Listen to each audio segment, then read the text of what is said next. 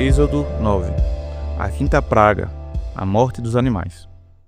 O Senhor Deus disse a Moisés: vá falar com o rei e diga que o Senhor, o Deus dos Hebreus, diz o seguinte: deixe que o meu povo saia do país a fim de me adorar, pois, se você não deixar e continuar impedindo que ele vá, eu o castigarei com uma doença horrível, que atacará todos os seus animais, isto é, os cavalos, os jumentos, os camelos, o gado, as ovelhas e as cabras. Farei diferença entre os animais dos israelitas e dos egípcios, e não morrerá nenhum animal dos israelitas. Eu, o Senhor, marquei um prazo, farei isto amanhã. No dia seguinte, o Senhor fez como tinha dito, e todos os animais dos egípcios morreram. Porém, não morreu nenhum dos animais dos israelitas. O rei mandou ver o que havia acontecido e foi informado que não havia morrido nenhum dos animais dos israelitas. Apesar disso, o rei continuou teimando e não deixou o povo ir. A sexta praga, os tumores. Então, o Senhor Deus disse a Moisés e a Arão: peguem punhados de cinzas de um forno, e que Moisés jogue essa cinza para o ar diante do rei do Egito. Ela se espalhará como um pó fino sobre toda a terra do Egito. E em todos os lugares a cinza produzirá tumores que se abrirão em úlceras nas pessoas e nos animais. Assim, Moisés e Arão pegaram cinza e ficaram de pé na frente do rei. Moisés jogou a cinza para cima e ela produziu tumores que viraram úlceras nas pessoas e nos animais. Os mágicos não puderam aparecer diante de Moisés porque eles e todos os outros egípcios estavam cobertos de tumores.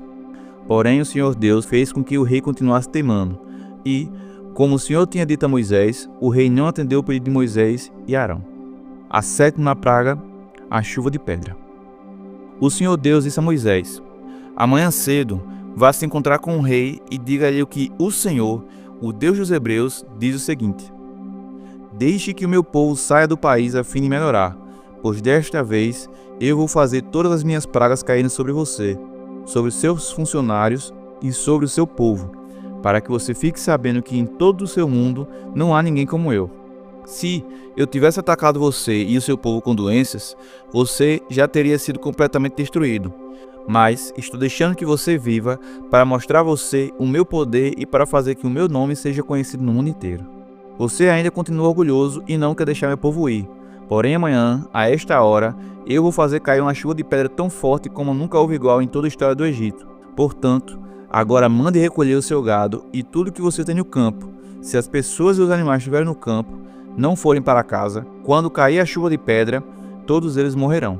Alguns funcionários do rei ficaram com medo daquilo que o Senhor tinha dito, e levaram seus escravos e seus animais para abrigos. Mas os que não deram atenção ao que o Senhor tinha dito, deixaram seus escravos e os seus animais nos campos. Então o Senhor Deus disse a Moisés: levante a mão para o céu e cairá a chuva de pedra em toda a terra do Egito. Cairá sobre o povo, sobre os animais e sobre todas as plantas do campo. Moisés levantou o bastão para o céu, e o Senhor mandou trovões, chuva de pedra e raios sobre o país. Ele fez cair uma pesada chuva de pedra sobre todo o Egito, e a chuva e os raios caíram sem parar.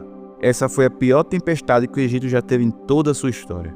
Em todo o Egito, a chuva de pedra acabou com tudo que estava no campo, incluindo as pessoas e os animais. Destruiu todas as plantas e quebrou todas as árvores. Somente na região de Gozém, onde estavam os israelitas, a chuva de pedra não caiu. Então o rei mandou chamar Moisés e Arão e disse: desta vez eu pequei. O Senhor Deus é justo. Eu e meu povo somos culpados. Orem ao Senhor. Chega de trovões e de chuva de pedra. Eu os deixarei ir. Vocês não precisam esperar mais. Moisés respondeu: quando sair da cidade, eu levantarei as mãos em oração a Deus, o Senhor. Os trovões vão parar e não haverá mais chuva de pedra. Isso para que o Senhor, ó rei, fique sabendo que a terra é de Deus. Mas eu sei que o Senhor e os seus funcionários ainda não temem a Deus, o Senhor. O linho e a cevada foram destruídos, pois a cevada já estava com espigas, e o linho já estava em flor. Porém o trigo e o centeio não foram destruídos, pois ainda não haviam brotado. Depois de ter estado com o rei, Moisés saiu da cidade e levantou as mãos em oração a Deus, o Senhor. Aí os trovões, a chuva e a chuva de pedra pararam. Porém, quando o rei viu que tinha parado de chover e que não trovejava mais, nem caía a chuva de pedra, ele tornou a pecar. Ele e seus funcionários continuaram teimando, e, como o Senhor tinha dito por meio de Moisés, o rei não deixou que os israelitas fossem embora. Êxodo 10. A oitava praga, os gafanhotos. O Senhor Deus disse a Moisés: Vá falar com o rei, pois eu fiz com que ele e os seus funcionários continuassem teimando, para que eu pudesse fazer esses milagres no meio deles. E também para que você pudesse contar aos seus filhos e aos seus netos como eu zombei dos egípcios e quantas coisas espantosas fiz no meio deles. Assim, vocês ficaram sabendo que eu sou Deus, o Senhor. Moisés e Arão foram falar com o rei do Egito e lhe disseram: O Senhor, o Deus dos Hebreus, diz isto: Até quando você vai continuar não querendo se humilhar diante de mim? Deixe que o meu povo saia do país a fim de me adorar.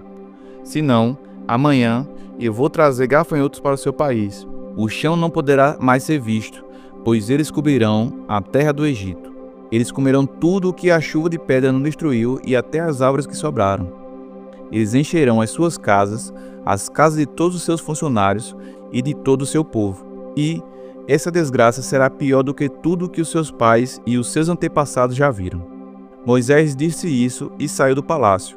Então os funcionários do palácio disseram ao rei: Até quando esse sujeito vai ser um perigo para nós? Deixe que os homens vão embora, para adorarem o Senhor, o Deus deles.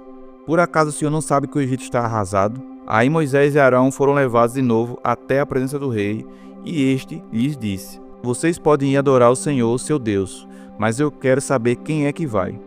Moisés respondeu: Iremos todos nós, com as nossas crianças e os nossos velhos.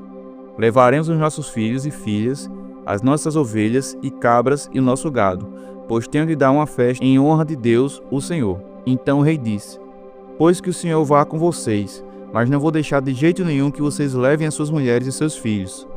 É claro que vocês estão planejando uma revolução. Não, somente os homens podem ir adorar ao Senhor, se é isso o que vocês querem. E Arão e Moisés foram expulsos da presença do rei.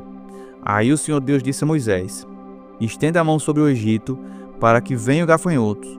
Eles virão e comerão todas as plantas da terra, tudo que a chuva de pedra não destruiu. Moisés estendeu o bastão sobre o Egito, e o Senhor mandou do leste um vento que soprou sobre o país o dia inteiro e a noite inteira. Quando amanheceu, o vento tinha trazido os gafanhotos. Eles se espalharam sobre todo o Egito e invadiram toda aquela região em quantidades enormes, como nunca havia acontecido antes e nunca mais acontecerá. Eles cobriram de tal maneira o chão que este ficou preto, devoraram toda a vegetação e todas as frutas das árvores que haviam sobrado da chuva de pedra. Em todo o Egito não sobrou nada verde nas árvores e nas plantas. Então o rei mandou chamar imediatamente Moisés e Arão e lhes disse: Eu pequei contra o Senhor, seu Deus, e contra vocês. Agora peço que perdoe meu pecado ainda nesta vez e que ore ao Senhor, seu Deus, para que ele tire de mim este castigo terrível. Moisés saiu do palácio e orou a Deus, o Senhor. Aí o Senhor fez soprar um vento a oeste muito forte, que levantou os gafanhotos e jogou no Mar Vermelho, e não ficou um só gafanhoto em todo o Egito. Porém, o Senhor fez com que o rei continuasse teimando, e este não deixou que os israelitas fossem embora. A nona praga, a escuridão.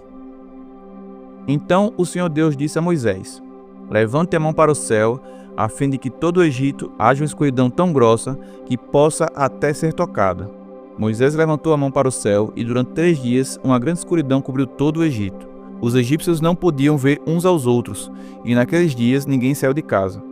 Porém, em todas as casas israelitas havia claridade. Aí o rei mandou chamar Moisés e lhe disse: Vocês podem adorar a Deus, o Senhor. Levem também as suas mulheres e os seus filhos, mas as ovelhas, as cabras e os gados ficarão aqui. Moisés respondeu: Neste caso, Senhor, deveria nos dar os animais para oferecermos em sacrifício e queimarmos em honra do Senhor, nosso Deus. Nós não queremos isso. Nós vamos levar também os nossos animais e não ficará nenhum, pois temos de escolher alguns para usá-los na adoração a Deus, o Senhor. Enquanto não chegarmos lá, não saberemos quais animais que deveremos oferecer em sacrifício ao Senhor. Porém, o Senhor fez com que o rei continuasse teimando, e que não deixou que os israelitas saíssem do Egito. O rei disse a Moisés: Saia da minha presença e nunca mais apareça aqui, pois no dia que tornar a me ver, você morrerá. O Senhor está certo, respondeu Moisés. Nunca mais eu o verei. Provérbios 3. Conselhos para os moços. Filho, não esqueça os meus ensinamentos. Lembre sempre dos meus conselhos. Os meus ensinamentos lhe darão uma vida longa e cheia de sucesso. Não abandone a lealdade e a fidelidade. Guarde-as sempre bem gravadas no coração. Se você fizer isso, agradará tanto a Deus como os seres humanos. Confie no Senhor de todo o coração e não se apoie na sua própria inteligência. Lembre de Deus em tudo o que fizer e Ele lhe mostrará o caminho certo. Não fique pensando que você é sábio. Tema ao Senhor e não faça nada que seja errado, pois isso será como um bom remédio para curar as suas feridas e aliviar os seus sofrimentos. Adore a Deus, oferecendo-lhe o que a sua terra produz de melhor. Faça isso, e os seus depósitos ficarão cheios de cereais, e você terá tanto vinho que não será capaz de armazenar.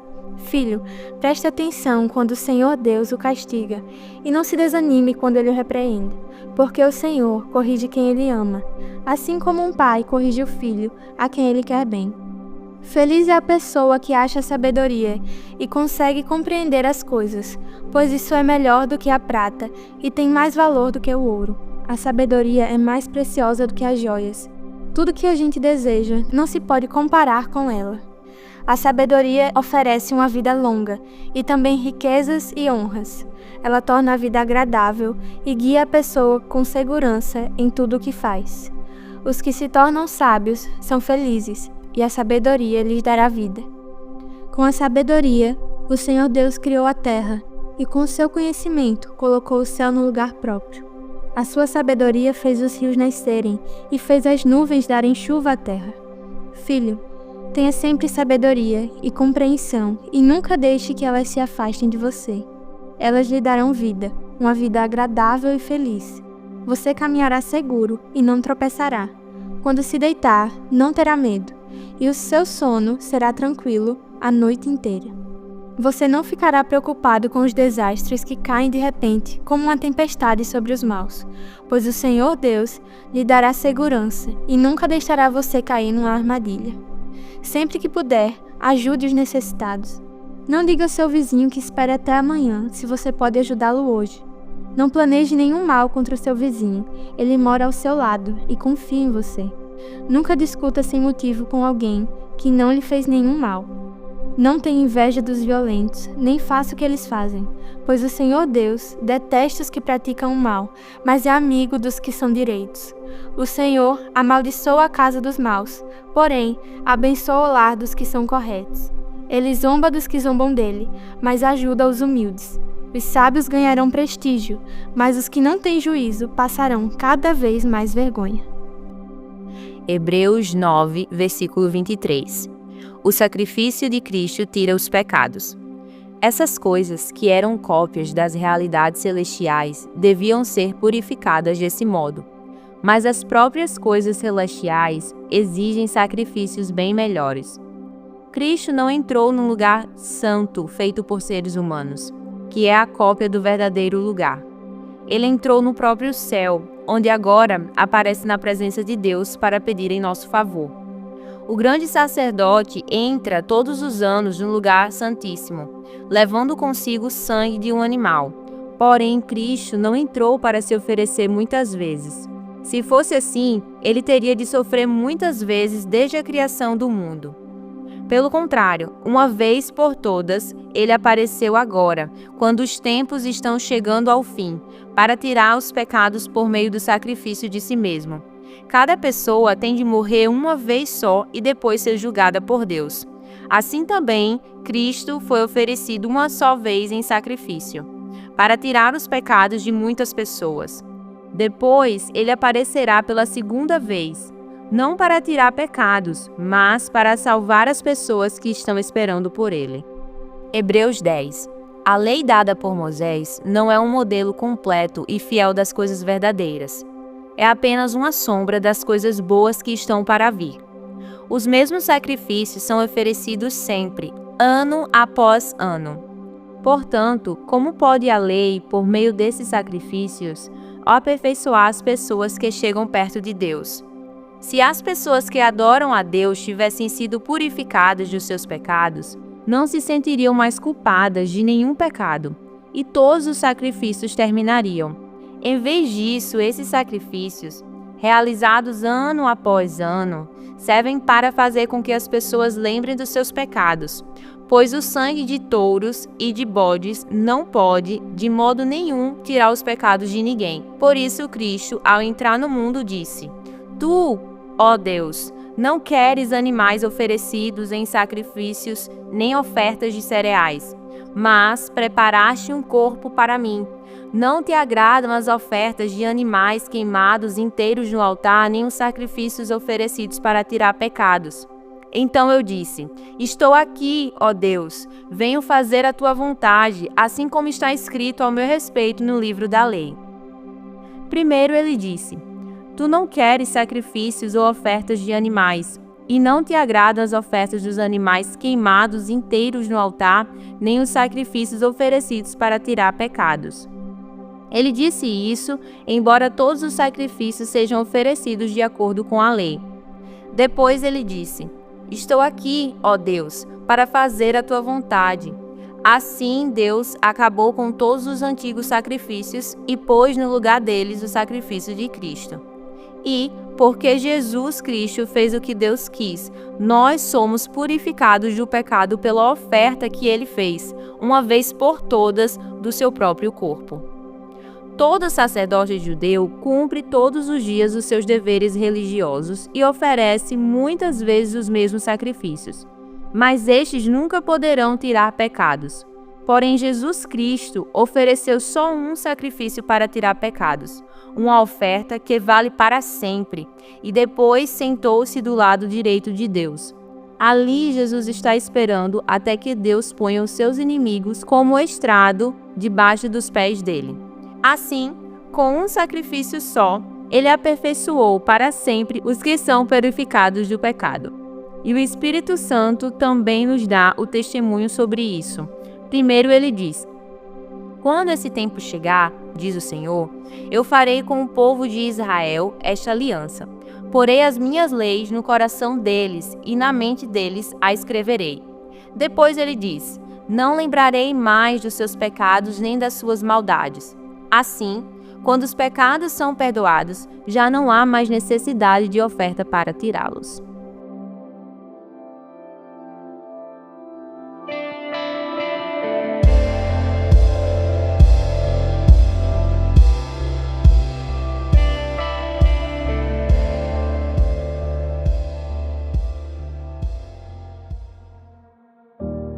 Para finalizar mais um devocional, vamos orar. Deus, te agradeço, Senhor, por mais um dia, ó Pai, em Tua presença, e também, ó Pai, pelo dia que vai vir agora, Deus. Sim, Pai, eu te peço, ó Pai, por mais um dia, Senhor, em Tua presença, ó Pai, que seja um dia que esteja de acordo com a Tua vontade. Sim, que nós possamos, ó Pai, estar sempre seguindo de acordo com a vontade do Teu coração, que nós possamos estar sempre alinhados com o desejo da Tua mente, ó Pai. Sim, Deus, porque Tu, ó Pai, planeja coisas maiores que pedimos ou pensamos, Senhor.